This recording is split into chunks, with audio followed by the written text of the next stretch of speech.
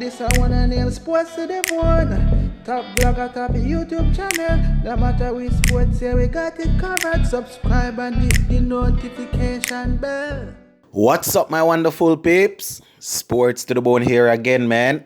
Shout out to all the viewers, subscribers, and the followers. Big up on yourself. All right, my viewers and subscribers. So I have another one for you guys. But before we go any further, I'm going to ask you to please go ahead and get the golden rule out of the way, which is to hit that subscribe button, leave a like, and drop a comment. So we're going to be taking a look at this Jason Holder situation. Yeah, man, Jason Holder being left out of the 15-man squad for the T20 World Cup.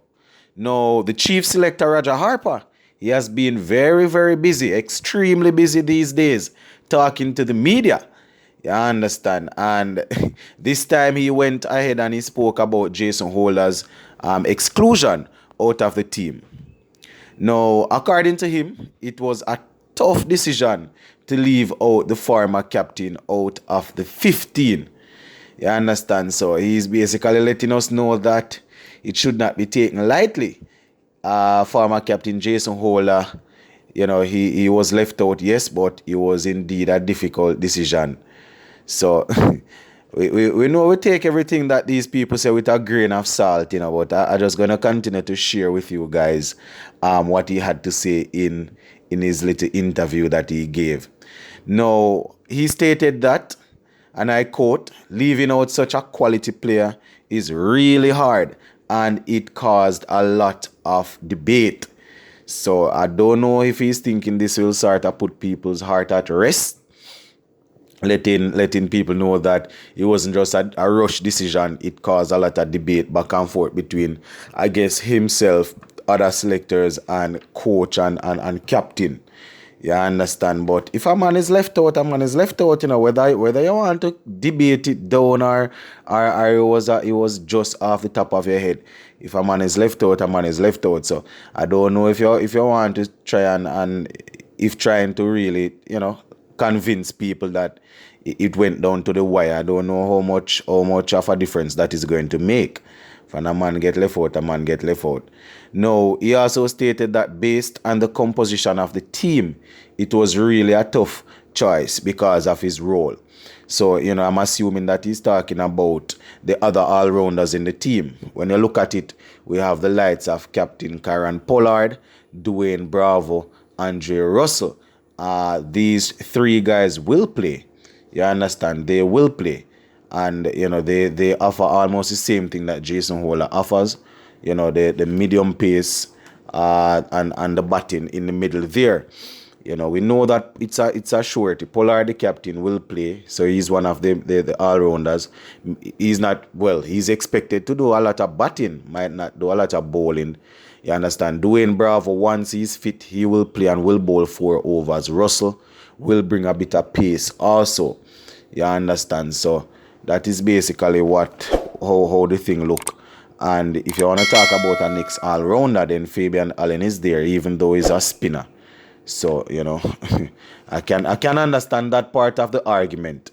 You understand? Talking about having similar players, I can understand that because, you know, those guys are the same. Now, the chief selector also reinforced that it is a 15-man squad and, you know, everyone could make it, but they don't take the whole decision lightly. So, on more than one occasion throughout the interview, he is as if he's trying to buy the whole situation, trying to buy Jason Holder and the Holder fans. You know, so even though you are left out, it wasn't an easy decision. You understand? They don't take it lightly. It doesn't necessarily mean that they are finished with him where T20 cricket is concerned. So, as I said, just trying to buy the whole thing. You understand? But in my opinion, when a man get left out, the man get left out. No, we have to remember, though, my viewers and subscribers, that Holder's form recently has not been the best.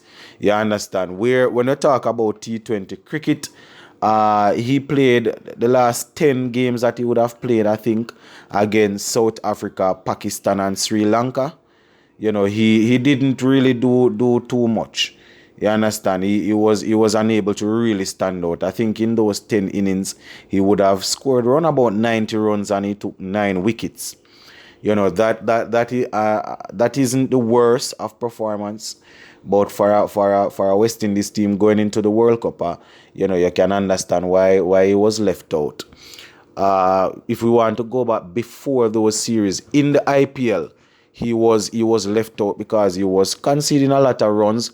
But when they brought him back in, he really made a big difference because he was extremely economical. He took a couple of wickets, and he started to change things for his franchise. So you have to look at it in more than one way. You understand? Because at the end of the day, we know his quality. Usually the quality will stand out and thing. But, I guess because according to them, they are using the word composition to sort of justify certain things, the composition of the team.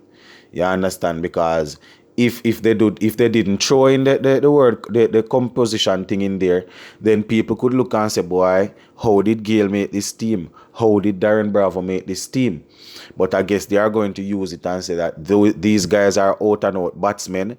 So if the first 11 don't fire, then they can rotate them.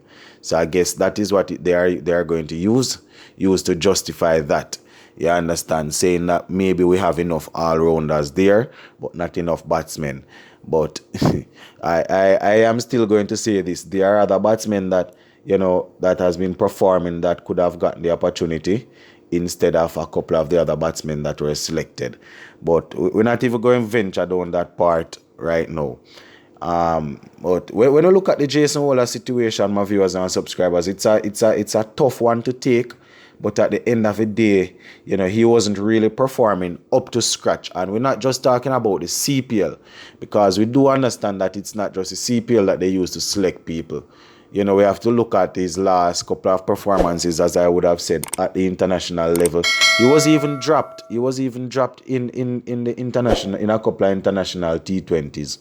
You understand? And it would look as if they were resting him, but based on how he was performing, you can just easily see that he was dropped.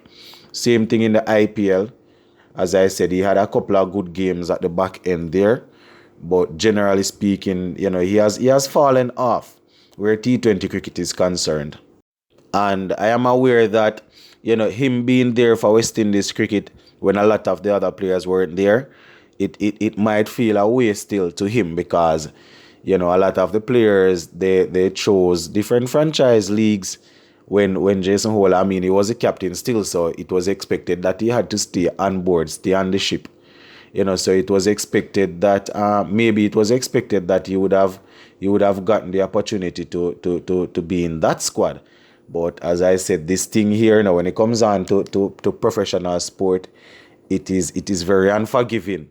You understand? You are there for a while and you are carrying the ship, even when the ship is sinking, and then a couple of other members that would have jumped board or would have jumped overboard, when they return, they are there at the helm, and then you are left out.